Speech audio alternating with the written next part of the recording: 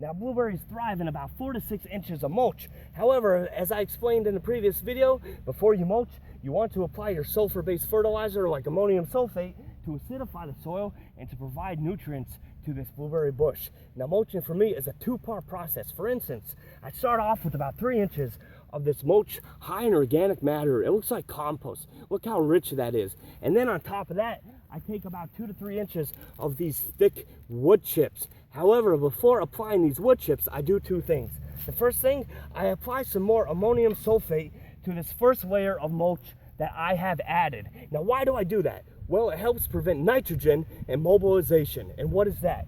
If you add carbon-rich organic matter like wood chips to the soil, what's going to happen is the microorganisms in the soil are then going to scavenge the available nitrogen to use as fuel, to use as energy to help break down this high carbon material. Thus, there will be less nitrogen available for this plant to use. So we don't want that to happen.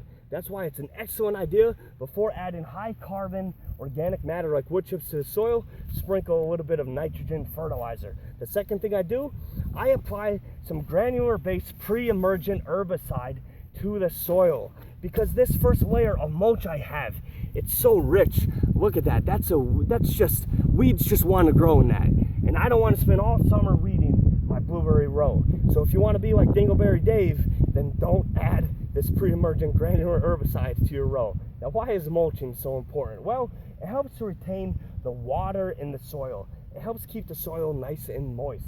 Furthermore, it adds all this organic matter in the soil, which provides habitat and food for microorganisms. It provides habitat and food for earthworms. And also, organic matter helps to acidify the soil. And remember, blueberries like the soil to be acidic between 4.5 and 5.0.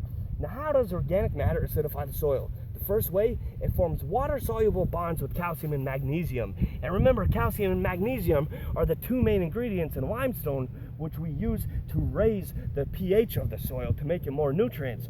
So when it rains, the calcium and magnesium that has formed water-soluble bonds with this organic matter is going to be washed away. And also, whenever microorganisms break down organic matter in the form of nitrogen and its ammonium form, NH4 positive, when they break it down and convert it to the plant available inorganic form, nitrate, NO3 negative, it releases acidity into the soil.